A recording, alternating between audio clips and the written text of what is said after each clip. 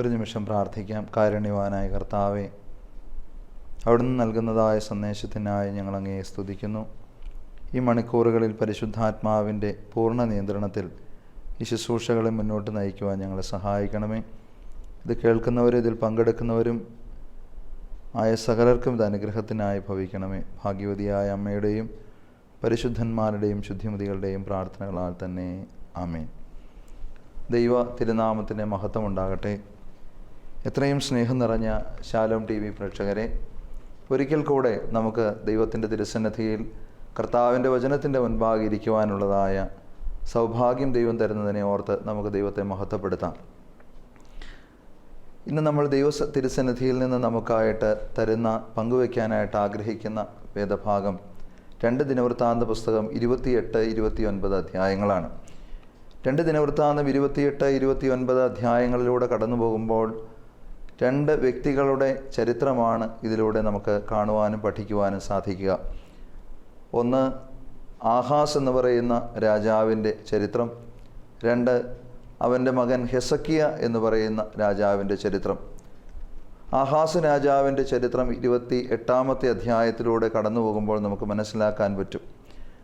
28-ാം അധ്യായത്തിൻ്റെ ആദിയോടന്തം എടുത്ത് വായിച്ച് പഠിക്കുമ്പോൾ സത്യത്തിൽ ഒരു പരാജയപ്പെട്ട ഒരു വ്യക്തിത്വത്തിൻ്റെ അല്ലെങ്കിൽ രാജഭരണത്തിൻ്റെ ചരിത്രമാണ് അതിലൂടെ നമ്മൾ വായിക്കുന്നത്.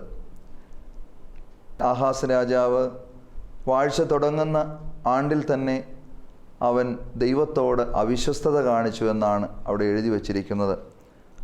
ദൈവത്തോട് അവിശ്വസ്തത കാണിച്ച് ദൈവതിരുസന്നിധിയിൽ നിന്ന് തൻ്റെ പൂർവികർ നടന്നതായ ദൈവിക വഴികളിൽ നിന്ന് മാറി സ്വന്തം ഹിതപ്രകാരം, സ്വന്തം മനസ്സിൻ്റെ തോന്നൽ പ്രകാരം, തോന്നലിൻ്റെ അനുസരിച്ചുള്ളതായൊരു പ്രയാണം അവൻ നടത്തുന്നതിലൂടെ ഒന്നാമത്തെ അവൻ്റെ വീഴ്ച ആരംഭിക്കുകയാണ്.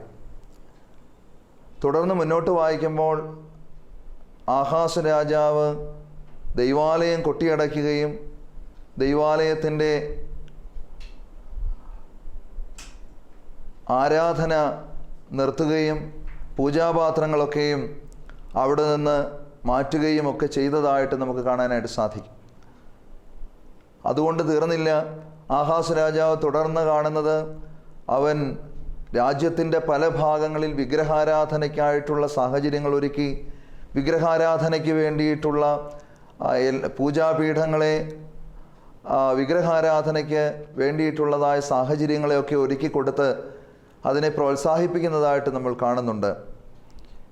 എന്നാൽ ഇതിൻ്റെ പരിണിത ഫലം എന്താണെന്ന് നമുക്ക് കാണാൻ സാധിക്കും. താഴോട്ട് വായിക്കുമ്പോൾ 28-ാം അധ്യായം താഴേക്ക് വായിക്കുമ്പോൾ നമ്മൾ കാണുകയാണ്, ആഹാസ് രാജാവിൻ്റെ ജീവിതത്തിൽ പരാജയം അവൻ്റെ പ്രവൃത്തിയുടെ പരിണിതഫലമായിട്ട് ആരംഭിക്കുകയാണ്.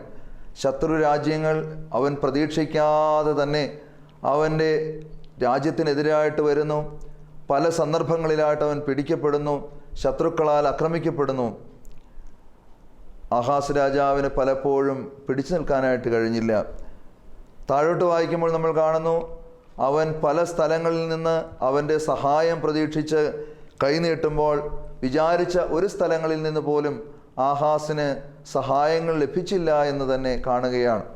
അതിനുവേണ്ടി അവൻ പല സ്ഥലങ്ങളിൽ കപ്പം കൊടുക്കുകയും കോഴ കൊടുക്കുകയൊക്കെ ചെയ്യുമ്പോഴും ഒരു സ്ഥലങ്ങളിൽ നിന്നും അവൻ വിചാരിച്ചതുപോലെയുള്ള സഹായം അവന് ലഭിക്കാതെ പോവുകയാണ്. പിന്നീട് താഴോട്ട് വായിക്കുമ്പോൾ അവൻ വല്ലാണ്ട് ദാരുണമായിട്ട് മരിക്കുകയും അവൻ്റെ പൂർവികരുടെ കല്ലറയിൽ പോലും അടക്കപ്പെടാൻ കഴിയാതെ നിസ്സഹായതയോടെ അവൻ ഈ ലോകത്ത് നിന്ന് യാത്ര പുറപ്പെട്ടതായിട്ട് വെളിപ്പെടുകയാണ്.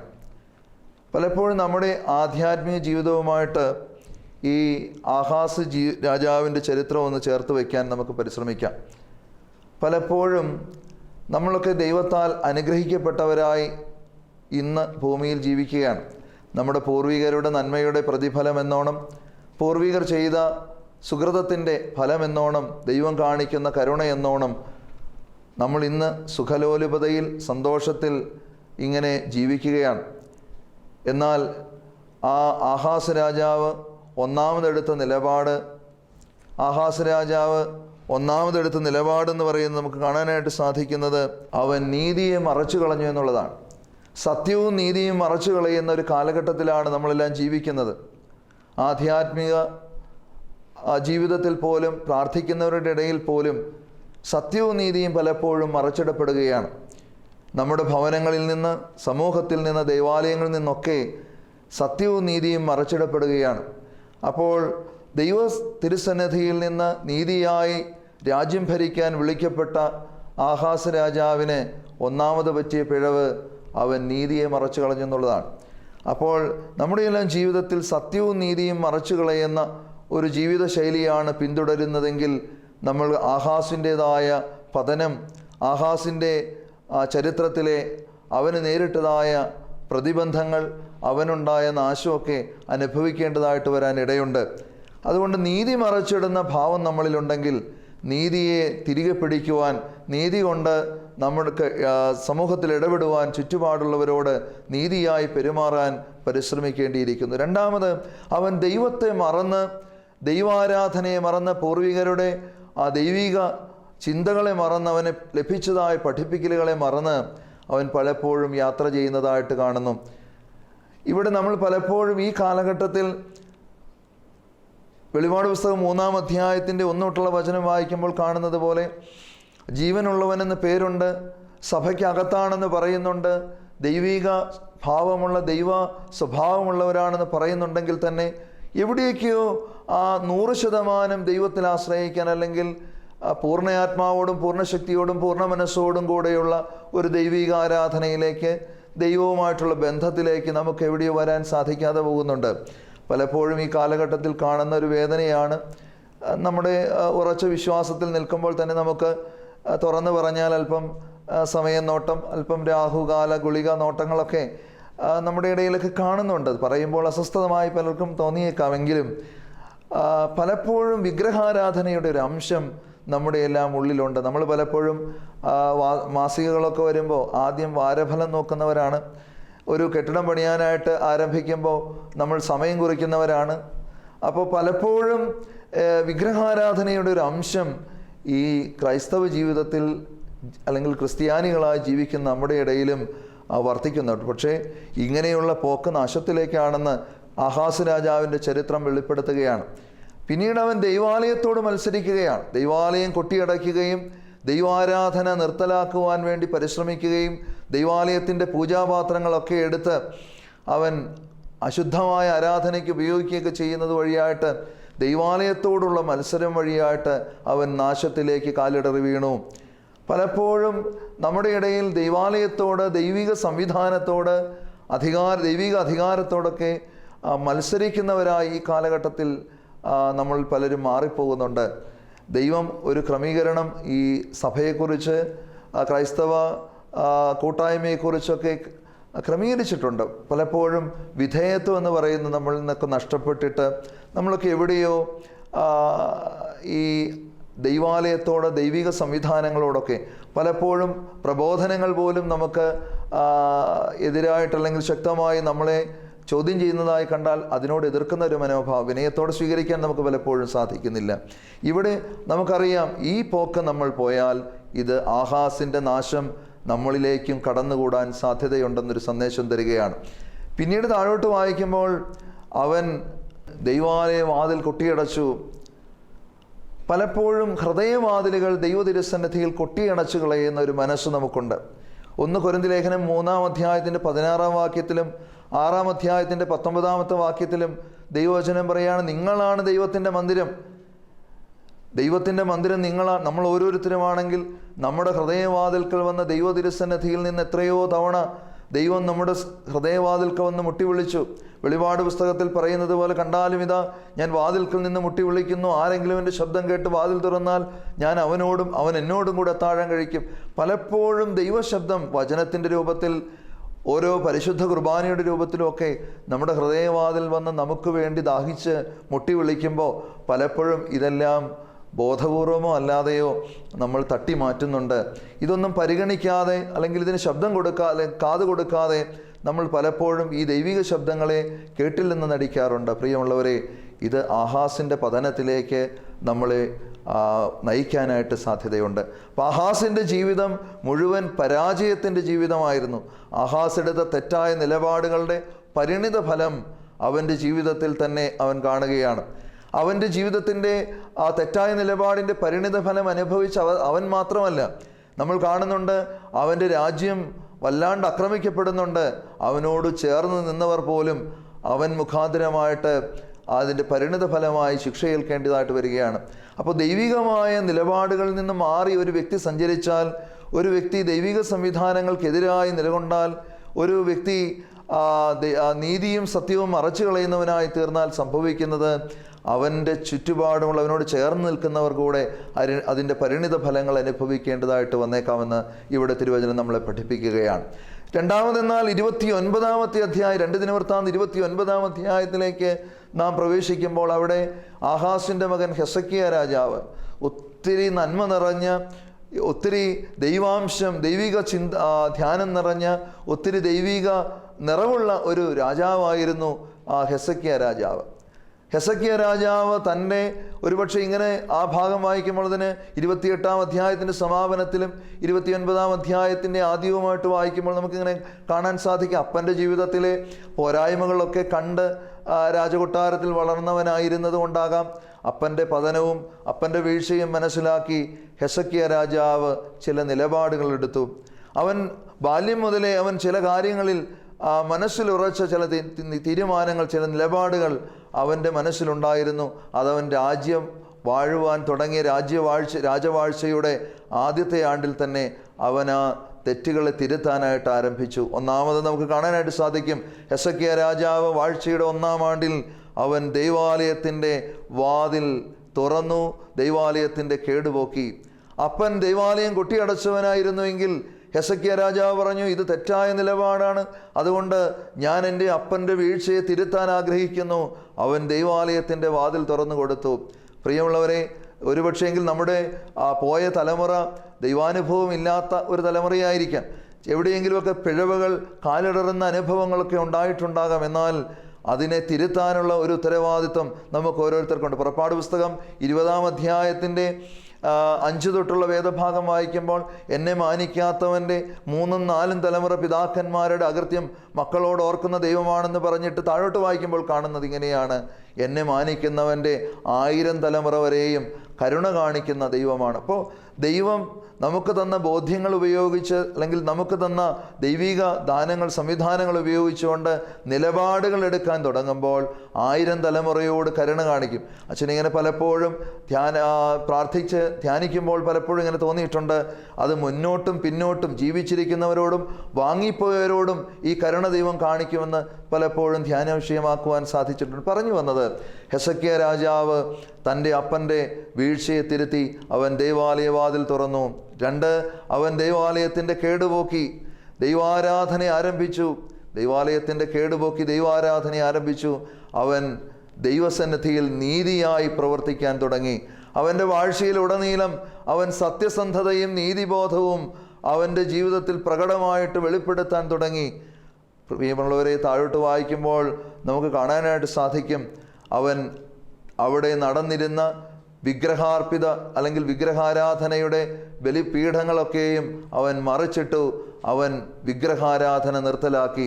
പിന്നീട് നമ്മൾ കാണുന്നുണ്ട്, അവൻ തൻ്റെ അപ്പൻ്റെ വീഴ്ചയ്ക്ക്, തൻ്റെ രാജ്യത്തിലെ ജനങ്ങൾ ചെയ്തു പോയ വീഴ്ചയ്ക്ക് പരിഹാരമായിട്ട് അവനൊരു യാഗം കഴിക്കുന്നുണ്ട്. ദൈവസന്നിധിയിൽ മാപ്പ് ചോദിച്ചുകൊണ്ട്, ദൈവമേ, എൻ്റെ പൂർവികർക്ക് പറ്റിയ, എൻ്റെ രാജ്യത്തിലെ, എൻ്റെ ദേശത്തിലെ മക്കൾക്ക് പറ്റിയ വീഴ്ചകളെ ക്ഷമിക്കണമേ എന്ന് പറഞ്ഞുകൊണ്ട് ഹെസക്കിയ രാജാവ് ദൈവതിരുസന്നിധിയിൽ മാപ്പ് ചോദിച്ച് അവൻ ബലിയർപ്പിക്കുകയാണ്. അവൻ്റെ ബലികളെ ദൈവം സ്വീകരിക്കുന്നതായിട്ട് കാണുന്നുണ്ട്. താഴോട്ട് വായിക്കുമ്പോൾ നമുക്ക് കാണാൻ സാധിക്കും, ഹെസക്കിയ രാജാവിൻ്റെ ജീവിതത്തിൽ ഒരു അനുഗ്രഹത്തിൻ്റെ നാളുകൾ അവന് ലഭിക്കുകയുണ്ടായി. ഇതിൻ്റെയൊക്കെ പരിണിത ഫലം എന്നോണം അവൻ നടന്നുപോയ വഴികളിലൊക്കെ ഒരു ദൈവസാന്നിധ്യം വെളിപ്പെട്ടതായിട്ട് നമുക്ക് കാണാൻ സാധിക്കും. ഈ ആഹാസ് ആക്രമിക്കപ്പെട്ടതുപോലെ തന്നെ ഹെസക്കിയ ചില സന്ദർഭങ്ങളിലൊക്കെ ശത്രുരാജ്യങ്ങളാൽ പീഡിപ്പിക്കപ്പെടുന്നുണ്ട്. എന്നാൽ അവിടെയെല്ലാം ദൈവം അവനെ വിടുവിച്ചു. അവിടെ ഇങ്ങനെയാണ് തിരുവചനം പറയുക, 29-ാം അധ്യായത്തിൽ ഹെസക്കിയ രാജാവ് ശത്രുപക്ഷത്ത് നിന്ന് പീഡയുണ്ടായപ്പോൾ അവൻ മുട്ടുകളെ മടക്കി ദൈവസന്നിധിയിലേക്ക് നോക്കി അവൻ വലിയ വായിൽ കരഞ്ഞു പ്രാർത്ഥിച്ചു. അവൻ്റെ കണ്ണുനീരും പ്രാർത്ഥനയും മുഖാന്തരം അവൻ ആ പ്രതിസന്ധികളെയൊക്കെ തരണം ചെയ്തു എന്ന് കാണുകയാണ്. ഇനി ഹെസക്കിയ രാജാവ് താഴോട്ട് വായിക്കുമ്പോൾ നമുക്ക് കാണാൻ സാധിക്കും, യെശയ്യാ പ്രവാചകന്റെ പുസ്തകം 38-ാം അധ്യായത്തിലും ഇതേ ധ്യാനചിന്ത തന്നെയുണ്ട്. ഹെസക്കിയായ്ക്ക് മരിക്കത്തക്ക രോഗം ബാധിച്ചു. അവൻ യെശയ്യാ പ്രവാചകനാൽ മുന്നറിവെന്നോണം ഒരു വലിയ സന്ദേശം ലഭിച്ചു. നീ മരിച്ചു പോകും, നിന്റെ കുടുംബകാര്യം ക്രമത്തിലാക്കുക, നിന്റെ ആയുസ് എണ്ണപ്പെട്ടിരിക്കുന്നു, അതുകൊണ്ട് നീ ക്രമത്തിലാക്കി നിന്റെ ജീവിതം ക്രമീകരിക്കാനായിട്ട് ആവശ്യപ്പെടുമ്പോൾ അവൻ വലിയ വായിലെ മുഖം ചുവരിലേക്ക് ചേർത്ത് വെച്ച് കരഞ്ഞു എന്നാണ് കാണുക. അവൻ കണ്ണുനീരൊഴുക്കി പ്രാർത്ഥിച്ചു. അവൻ്റെ പ്രാർത്ഥന ഇങ്ങനെയായിരുന്നു: ദൈവമേ, ഞാൻ നിനക്ക് വേണ്ടി വിശ്വസ്തയോടും ഏകാഗ്ര ഹൃദയത്തോടും നിർമ്മലതയോടും നിന്ന നാളുകളെ നീ ഓർക്കണമേ. കർത്താവേ, നിൻ്റെ തിരുസന്നിധിയിൽ ഞാൻ വിശ്വസ്തയോടെ നിലപാടുകൾ എടുത്തതൊക്കെ അങ്ങ് മറക്കരുതേ എന്ന് അവൻ അപേക്ഷിച്ചത് വഴിയായിട്ട് യെശയ്യാ പ്രവാചകൻ അവൻ്റെ കൊട്ടാരത്തിൽ നിന്ന് മടങ്ങിപ്പോകുന്നതിന് മുൻപ് തന്നെ ദൈവത്തിൻ്റെ ശബ്ദം യെശയ്യാ പ്രവാചകനിലൂടെ ഉണ്ടായി: ഇല്ല, ഞാൻ നിൻ്റെ ആയുസ്സിൻ്റെ 15 വർഷക്കാലം നീട്ടിത്തന്നിരിക്കുന്നു. ഞാൻ നിന്നോട് നിൻ്റെ കണ്ണുനീര് കണ്ട് കരുണ കാണിച്ചിരിക്കുന്നു. നിൻ്റെ ആയുസ്സിൻ്റെ 15 വർഷക്കാലം വീണ്ടും വർദ്ധിപ്പിച്ചു തന്നിരിക്കുന്നു എന്ന് ഹെസക്കിയ രാജാവ് യെശയ്യാ പ്രവാചകനിലൂടെ കേൾക്കുകയാണ്. പിന്നീട് മുന്നോട്ട് വായിക്കുമ്പോൾ നമ്മൾ കാണുന്നുണ്ട്, 29, 30, 32 അധ്യായങ്ങളിലേക്ക് കടന്നു ചെല്ലുമ്പോൾ ഹെസക്കിയ രാജാവ് ദൈവത്തിൽ ആശ്രയിച്ചുകൊണ്ട് പെസഹ ആചരിക്കുന്നുണ്ട്. അവൻ അതുപോലെ തന്നെ അവൻ്റെ ജീവിതത്തിൽ ഈ അനുഗ്രഹങ്ങളൊക്കെ ലഭിച്ചപ്പോഴും അവൻ ഒരിക്കൽ അവൻ്റെ കാലിടറിയതായിട്ട് കാണുന്നുണ്ട്. അവൻ്റെ ഹൃദയം അഹങ്കരിച്ചു എന്ന് കാണുകയാണ്. പക്ഷേ എങ്കിൽ അവിടെ തിരുവചനം എഴുതി വച്ചിരിക്കുന്നു, അവൻ ഉടൻ തന്നെ അനുതപിച്ചു. അവനും അവൻ്റെ കൂടെയുള്ളവരും ഉടൻ തന്നെ അനുതപിച്ചു. അഹങ്കാരത്തിലേക്ക് കാലിടറിയപ്പോൾ തന്നെ അവനൊരു ദൈവികമായ ബോധ്യം ലഭിച്ചു: ഞാൻ ഈ പോകുന്ന വഴി ശരിയല്ല. അവൻ വേഗം തന്നെ ദൈവതിരുസന്നിധിയിൽ ഒരു നിലപാടെടുത്ത് കണ്ണുനീരൊഴുക്കി അനുതപിച്ചു. എൻ്റെ വീഴ്ചകളെ ഓർത്ത് അവൻ ദൈവമേ കരുണ തോന്നണമേ എന്ന് പ്രാർത്ഥിച്ചു. പ്രിയമുള്ളവരെ, നമ്മളിതിൽ നിന്ന് ഹെസക്കിയ രാജാവിൻ്റെ ചരിത്രത്തിലൂടെ നമുക്ക് ലഭിക്കുന്ന സന്ദേശം എന്താണ്? ഹെസക്കിയ രാജാവ് ദൈവതിരുസന്നിധിയിൽ നീതിയായിട്ട് ജീവിക്കാൻ തുടങ്ങി. അവൻ ദൈവാലയത്തിൻ്റെ കേടുപോക്കി ദൈവാരാധന പുനരാരംഭിച്ചു. വിഗ്രഹാരാധന നിർത്തലാക്കി. അവൻ വിഗ്രഹപീഠങ്ങളെ മറിച്ചിട്ടു. പ്രിയമുള്ളവരെ, താഴോട്ട് വായിക്കുമ്പോൾ കാണുന്നു, അവൻ ദൈവതിരുസന്നിധിയിൽ വിശ്വസ്തയോടെ ദൈവസന്നിധിയിൽ അവൻ്റെ നാളുകളെ പോക്കിയതിൻ്റെ പ്രതിഫലമെന്നോണം ദൈവം അവനെ കരുണയോടെ വീക്ഷിച്ചു. മുമ്പൊരു എപ്പിസോഡിൽ നമ്മൾ ഇതുപോലെ ധ്യാനിച്ചതാണ്, വിജയം വരിക്കുവാനായിട്ട് ഒരു മനുഷ്യനുണ്ടാകേണ്ട അടിസ്ഥാന ഗുണമെന്ന് പറയുന്നത് ദൈവസാന്നിധ്യം കൂടെയിരിക്കുക എന്നുള്ളതാണ്. ഈ ഹെസക്കിയ രാജാവിൻ്റെ ജീവിതത്തിൽ ഉടനീളം ദൈവസാന്നിധ്യം നിറഞ്ഞു നിന്നതായിട്ട് നമ്മൾ കാണുന്നുണ്ട്. അതിൻ്റെ പരിണിത ഫലമെന്നോണം അവൻ പോയ വഴികളിൽ അവൻ പലപ്പോഴും ആക്രമിക്കപ്പെട്ടെങ്കിലും അവൻ അതിൽ നിന്നൊക്കെയും ദൈവകരങ്ങളാൽ സംരക്ഷിക്കപ്പെട്ടു. മരണത്തെ മുമ്പിൽ കണ്ടതായ ഹെസക്കിയ രാജാവിന് ദൈവികമായ സന്ദേശം ലഭിച്ചെങ്കിലും അവൻ്റെ കണ്ണുനീര് ദൈവം കണ്ടിട്ട് ആയുസ്സിൻ്റെ 15 വർഷക്കാലം നീട്ടിക്കൊടുത്തു. പിന്നീട് കാണുന്നു, നമ്മൾ ആദ്യം ധ്യാനിച്ചതുപോലെ പലപ്പോഴും അവൻ അഹങ്കാരത്തിൽ വീണുപോയപ്പോഴും അവനെ ദൈവം മടക്കിക്കൊണ്ടുവന്ന് അവനെ യഥാസ്ഥാനപ്പെടുത്തി. പ്രിയമുള്ളവരെ, ദൈവതിരുസന്നിധിയിൽ ഒരു വ്യക്തി വിശ്വസ്തയോടും നിർമ്മലതയോടും നിലപാടുകൾ എടുത്താൽ തമ്പുരാൻ അത് മാനിക്കും. ഇയ്യോബിൻ്റെ പുസ്തകത്തിൽ ഇങ്ങനെ പറയുന്നുണ്ട്, കർത്താവേ, എൻ്റെ കണ്ണുനീരുകളെ ഒരു കുപ്പിയിൽ ശേഖരിക്കണമേ. പലപ്പോഴും ദൈവതിരുസന്നിധിയിൽ നമ്മൾ കരയുമ്പോൾ, കണ്ണുനീരൊഴുക്കുമ്പോൾ ദൈവതിരുസന്നിധിയിൽ ഇതൊക്കെയും ശേഖരിക്കപ്പെടുന്നുണ്ട്. നമ്മുടെ നിർമ്മലമായ പ്രാർത്ഥനകൾ ദൈവതിരുസന്നിധിയിൽ വിലയുള്ളതായി എന്നേക്കുമായി പരിഗണിക്കപ്പെടുന്നുണ്ട്. ഇങ്ങനെ തന്നെ ഇരുന്ന് പ്രാർത്ഥിക്കുമ്പോൾ പലപ്പോഴും പ്രാർത്ഥിക്കാറുണ്ട്, കരയാനും കണ്ണുനീർ വാർക്കാനും സാധിക്കുമ്പോൾ, ദൈവമേ, ന്യായവിധിയുടെ ദിവസം ഇനി നാളെ ഒരു കണ്ണുനീരുണ്ടോ എന്ന് അറിഞ്ഞുകൂടാ, നാളെ കരഞ്ഞനുഭവിക്കാൻ പറ്റുമോ എന്ന് അറിഞ്ഞുകൂടാ, ഹൃദയം കട്ടിയായി പോകാമല്ലോ. ദൈവമേ, നാളെ കരയാൻ പറ്റിയില്ലെങ്കിലും അനുഭവിക്കാൻ സാധിച്ചില്ലെങ്കിലും ദൈവമേ, ന്യായവിധിയിൽ ഇന്നൊഴുക്കുന്ന ഈ കണ്ണുനീര് വിലയുള്ളതായി പരിഗണിച്ച് എന്നെ കരുണയോടെ ന്യായവിധിയിൽ ഓർക്കണമേ എന്ന് പ്രാർത്ഥിക്കാനായിട്ട് പലപ്പോഴും ദൈവം സഹായിക്കാൻ പറഞ്ഞു വന്നത്. പ്രിയമുള്ളവരെ, നമ്മളെടുക്കുന്ന നല്ല നിലപാടുകൾ എപ്പോഴും ദൈവതിരുസന്നിധിയിൽ ഓർമ്മിക്കപ്പെടും. ഹെസക്കിയ രാജാവ് എടുത്ത നല്ല നിലപാടുകൾ മുഖാന്തരം അവൻ അനുഗ്രഹിക്കപ്പെട്ടു. അവനോട് കൂടെ ഉണ്ടായിരുന്നവരും അനുഗ്രഹിക്കപ്പെട്ടു. അവൻ്റെ രാജ്യം സമൃദ്ധിയുടെ ഒരു കാലത്തിലൂടെ കടന്നു പോകാനായിട്ടിടയായി. അതിനപ്പുറത്തേക്ക് അവൻ നല്ലൊരു മരണം പ്രാപിക്കാൻ സാധിച്ചു. അവൻ്റെ പൂർവികരുടെ കല്ലറയിൽ അടക്കപ്പെടാനായിട്ട് സാധിച്ചു. അവൻ്റെ ഓർമ്മ പുസ്തകത്തിൽ അവനെക്കുറിച്ച് എഴുതിയ അവൻ്റെ ചരിത്രം എഴുതി വച്ചപ്പോൾ അത് വലിയൊരു ദൈവാനുഭവമുള്ളവൻ്റെ ചരിത്രമായി മാറി. നമുക്ക് നല്ല നിലപാടുകൾ എടുക്കാൻ സാധിക്കട്ടെ.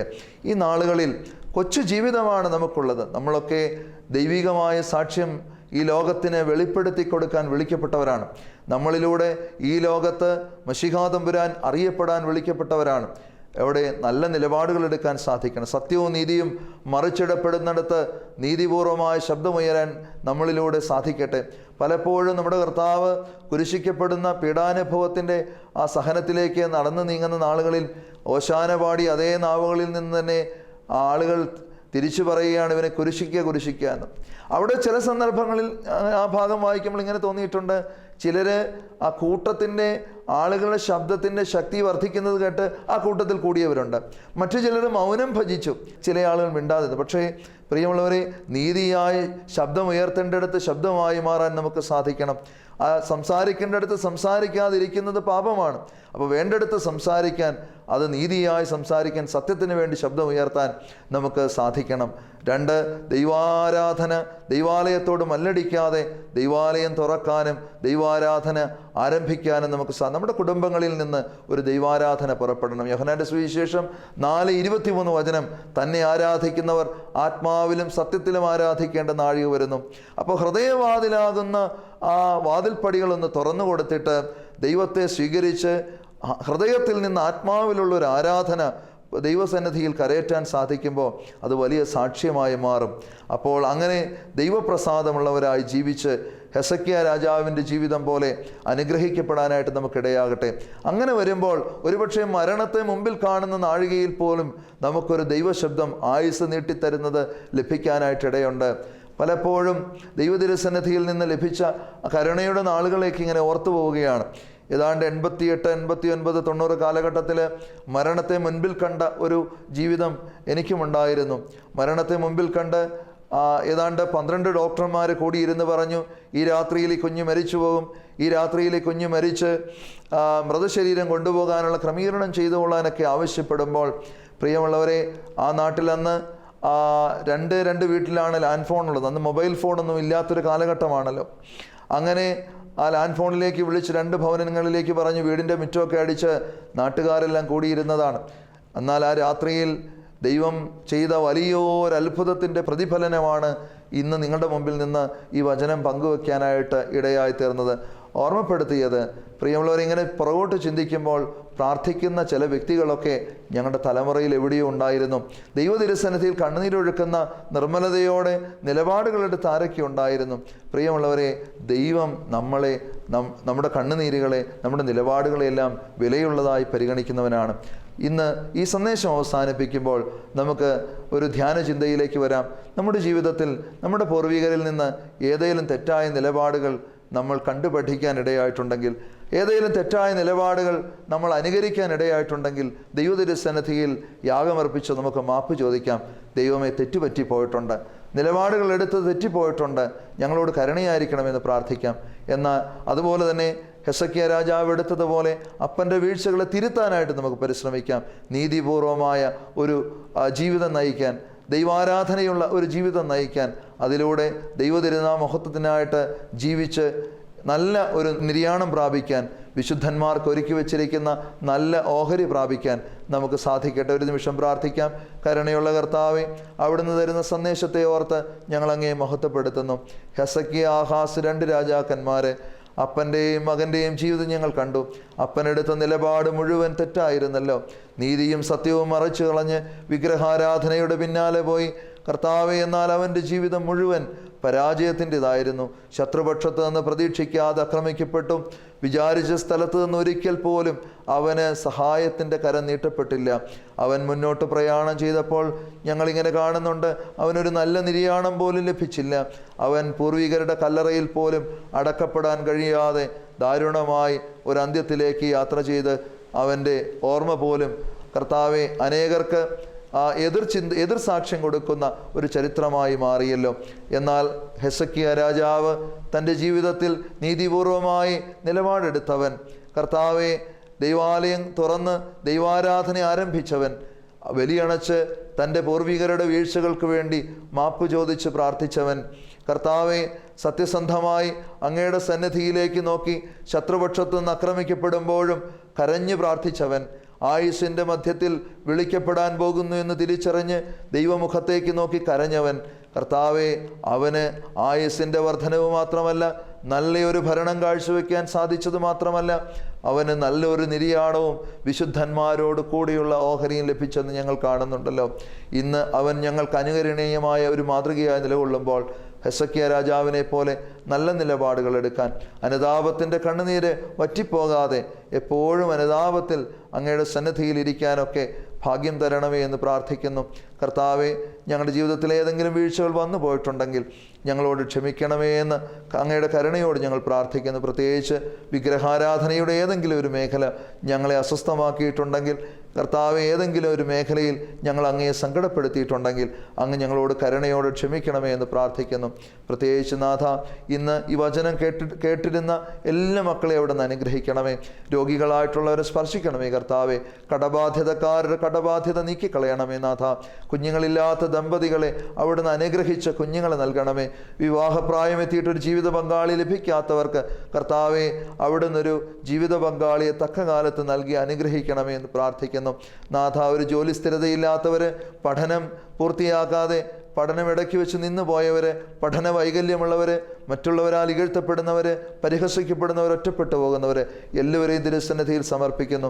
കരുണ തോന്നി നാഥ, എല്ലാവരോടും മനസ്സലിവ് തോന്നി എല്ലാവരെയും നാഥ നിൻ്റെ സ്വന്തമാക്കി, നിൻ്റേതാക്കി രൂപാന്തരപ്പെടുത്തി നിത്യതയെ പ്രാപിക്കുവാൻ, പൂർത്തീകരിക്കുവാൻ സഹായിക്കണമേ എന്ന് പ്രാർത്ഥിക്കുന്നു. ഭാഗ്യവതിയായ അമ്മയുടെ പ്രാർത്ഥനകളാലും സകല പരിശുദ്ധന്മാരുടെയും ശുദ്ധിമതികളുടെയും കണ്ണുനീരുകളാലും ഇവയൊക്കെ സാധ്യമാകുമാറാകണമേ. ആമേൻ.